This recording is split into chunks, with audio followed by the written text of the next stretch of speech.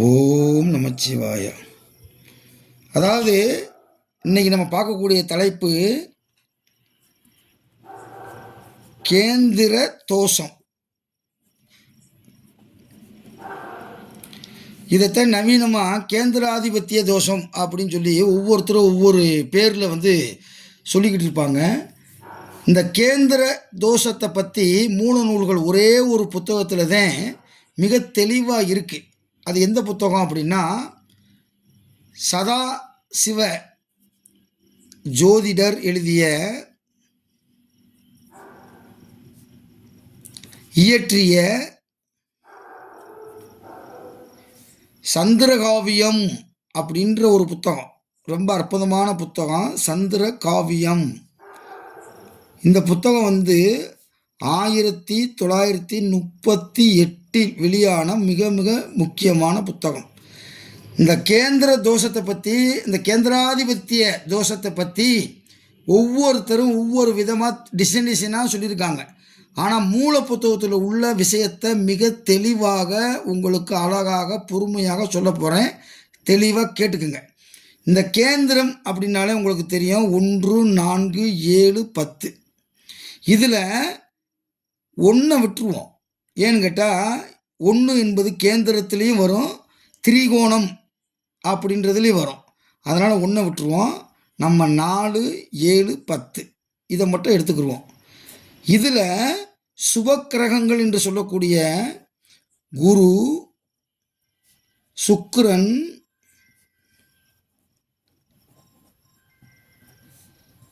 புதன், வளர்விரை சந்திரன், தேய்விரை சந்திரன் பாவக்கிரகமாக மாறிவிடும். இந்த 4 கிரகங்கள் கேந்திரத்தில் ஆட்சி பெற்றால் அது தோஷம் என்று சொல்லுகிறார்கள். நல்ல பலனை தருவது இல்லை. உதாரணத்திற்கு நம்ம இப்போ பார்ப்போம். உதாரணத்துக்கு தனுசு லக்கணத்தை பார்ப்போம். தனுசு லக்கணத்துக்கு 1, 2, 3 இங்கே குரு போட்டுக்குருவோம். 4, 5, 6, 7 இங்கே புதன் போட்டுக்குருவோம். 8, 9, 10 இங்கே புதன் போட்டுக்குருவோம். 11, 12. அதாவது என்ன சொல்கிறாங்க, கேந்திராதிபத்திய தோஷம் என்பது 1, 4, 7, 10 பாவர்கள் அமர்ந்தால் நல்ல பலனை தரும், சுவர்கள் ஆட்சி பெற்றால் தீய பலனை தரும். இதுதான் கேந்திராதிபத்திய தோஷம். அப்போ இங்கே பாருங்க, தனுசு லக்கணத்துக்கு 4ஆம் இடத்துல குரு ஆட்சி பெற்றால் நம்ம என்ன சொல்லுவோம், 4ஆம் இடம் அடுத்து ராகு திசை நடந்துக்கிட்டு இருக்கு, அடுத்து குரு திசை உங்களுக்கு வரப்போகுது. அந்த குரு திசை உங்கள் அம்மாவுக்கு நல்லது. ஏன்னா 4ஆம் இடம் என்பது அம்மா, தாய் ஸ்தானம். அம்மாவுக்கு நல்லது, உங்களுக்கு வாகனம் கிடைக்கும், உயர்கல்வி படிப்பீங்க அப்படின்னு சொன்னீங்க. அப்படின்னா இந்த 4மே நடக்காது. ஏன்னு கேட்டால் இது தோஷம். கேந்திரத்தில் குரு, சுக்கிரன், புதன், சந்திரன் இருந்தால் அது நல்ல பலனை தருவதில்லை. அதனுடைய திசா புத்தி காலங்களில் அதற்கு மாறாக ஏட்டிக்கு போட்டியாக அது செயல்படும். இதுதான் கேந்திர தோஷம் என்று சதாசிவ ஜோதிடர் இயற்றிய சந்திரகாவியம் என்ற புத்தகத்தில் 7வது பக்கத்திலேயே இந்த செய்தி தெளிவாக விரிவாக அழகாக கொடுத்துருக்கான். அப்போ அடுத்து பாருங்கள், உங்களுக்கு சொல்கிறேன். அடுத்து குருவை பார்த்துட்டோம். அதுக்கடுத்து சுக்கிரனை பார்ப்போம். கும்ப லக்கணம்னு வைத்துக்கொள்ளுவோம் உதாரணத்துக்கு. இப்போ கும்ப லக்கணத்துலேருந்து கேந்திரத்தில் சுக்கிரன் இருக்குன்னு வச்சுக்கிடுவோம். 4ஆம் இடத்துல கேந்திரன் சுக்கிரன் இருக்குது. 5, 6, 7, 8, 9, 10, 11, 12. இப்போ கும்ப லக்கணத்துக்கு சுக்கிரன் 4ஆம் இடத்தில் இருந்தால் நல்ல பலனை தரும் என்று நீங்கள் நினைக்கக்கூடாது. ஏனென்றால் இது கேந்திராதிபத்திய தோஷம், கேந்திர தோஷம் என்பது ஆகும். இது நல்ல பலனை தராது. அப்போ 4ஆம் இடத்துல சுக்கிரன் இருந்தால் அது தீய பலனை கொடுக்கக்கூடியது அப்படின்றாங்க. புரியுதா? அதுக்கடுத்து இப்போ சந்திரன் எடுத்துக்கிடுவோம். இப்போ சந்திரன் வந்து கடகத்தில் ஆட்சி பெற்று ஒருத்தருக்கு அமர்ந்திருக்கு. இவருக்கு 7வது வீடாக வருது. 1 2 3 4 5 6 7. அப்போ லக்கணம் போடுங்க. மகர லக்கணத்துக்காரங்களுக்கு 7வது வீடு 1 2 3 4 5 6 7 8 9 10. இங்கே சுக்கிரன் இருந்தாலும் கேந்திராதிபத்திய தோஷம் 11 12. இப்போ நீங்கள் பாருங்கள், மகர லக்கணத்துக்கு கேந்திரம் என்று சொல்லக்கூடிய 1 4 7 10 அதில் லக்கணத்தை விட்டுருங்க. இங்கே குரு சுக்கிரன் மிகப்பெரிய பாவிகள்ன்றான் மூலநூலில். இந்த 2 பேரும் மிகப்பெரிய பாவி ஆகிடுவாங்க அப்படின்னு. அதுக்கடுத்து புதன், அதுக்கடுத்து சந்திரன், வளர்பிறை சந்திரன், பூர்ணச்சந்திரன் இருந்தால், இப்படி இருந்துச்சுன்னா ஆகா உங்களுக்கு 7ஆம் இடத்துல சந்திரன் வந்து ஆட்சி பெற்றிருக்காரு, கேந்திரத்தில் ஆட்சி பெற்றிருக்காரு, அதனால் உங்களுக்கு மிகச்சிறந்த வாழ்க்கை அமையும், நல்லது நடக்கும் அப்படின்னு சொன்னீங்கன்னா அந்த டயத்தில் அந்த ஜோசியக்காரனை கட்டாயம் யார் ஜோசியம் பார்த்தானோ அவன் தேடுவேன்.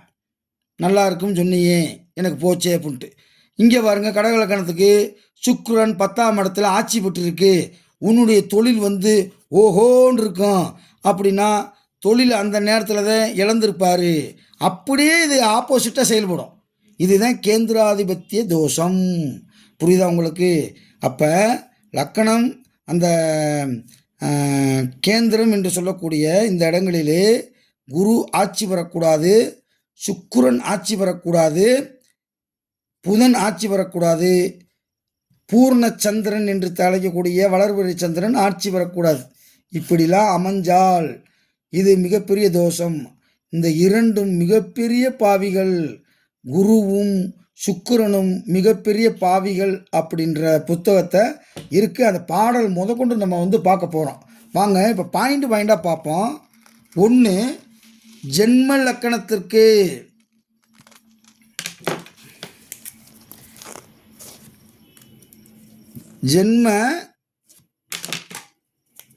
ஜென்ம லக்கணத்திற்கு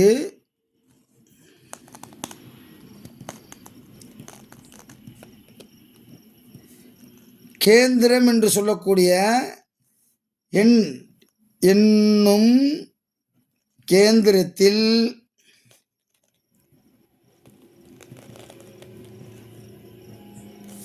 உடையவர்கள்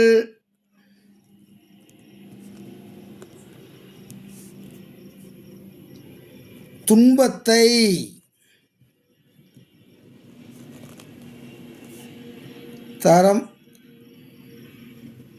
தரமாட்டார்கள்.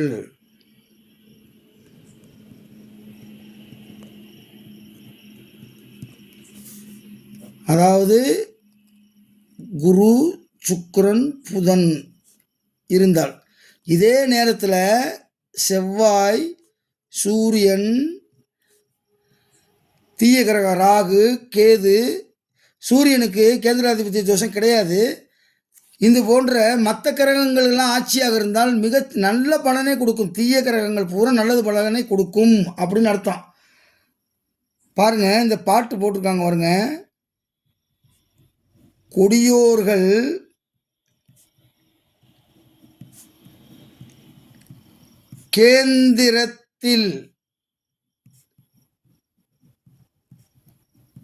கேந்திரத்தோராயின்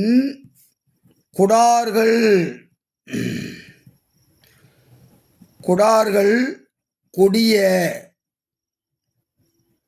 பலன். நல்லோர் கொடுப்பர். அதுக்கடுத்து கண்டத்ததிபதி கேந்திரத்தில்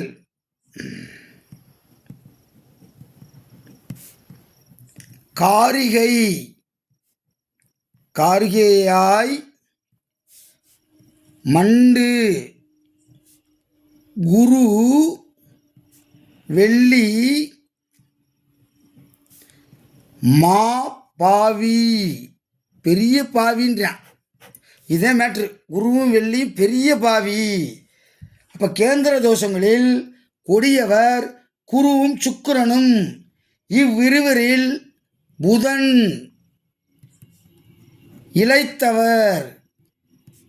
அதுக்கு அடுத்தது இளைத்தவர். இந்த புதனை விட இளைத்தவர் சந்திரன் என்று கூறுக. புரியுதா? இப்போ சுருக்கமாக தலைப்புச் செய்தி மாதிரி சொல்லணும்னா 1, 4, 7, 10 குரு சுக்கிரனு ஆட்சி வரக்கூடாதுங்க, ஃபஸ்ட்டு பாயிண்ட். அதுக்கடுத்து புதன் சந்திரன் ஆட்சி பெறக்கூடாது. அப்படி ஆட்சி பெற்றுச்சுன்னா அந்த திசாபுத்தி காலங்களில் கெட்டதைத்தான் கொடுக்கும், நல்லதை கொடுக்காது. அப்போ கேந்திரத்தில் சுபக்கிரகங்கள் நல்லதை செய்யாது. ஆட்சி பெற்றால் கெட்ட கிரகங்கள் தீய கிரகங்கள் அமர்ந்திருந்து அந்த ஆட்சி பெற்றால் மிகப்பெரிய நன்மை உண்டாகும். இப்போ புரியுதா உங்களுக்கு? புதுசாக தெரிஞ்சுக்கிட்டீங்க அப்படின்னா அது கமெண்டில் கொஞ்சம் தெரிவிங்க, அப்போ தான் நமக்கு தெரியும். அதனால் இதை பார்த்துக்குங்க. அடுத்து நம்ம அடிப்படை வகுப்பு, ஜோதிட வகுப்பு நடத்தி கொண்டு இருக்கிறோம். உயர்நிலை ஜோதிட வகுப்பு நடத்தி கொண்டிருக்கிறோம். 100 கேள்விகளுக்கு எப்படி விடை காண்பது என்பதை பற்றியும் வகுப்பு நடத்தி கொண்டிருக்கிறோம். விருப்பம் உள்ளவர்கள் நீங்கள் தொடர்பு கொள்ள வேண்டிய தொலைபேசி எண். நன்றி, வணக்கம்.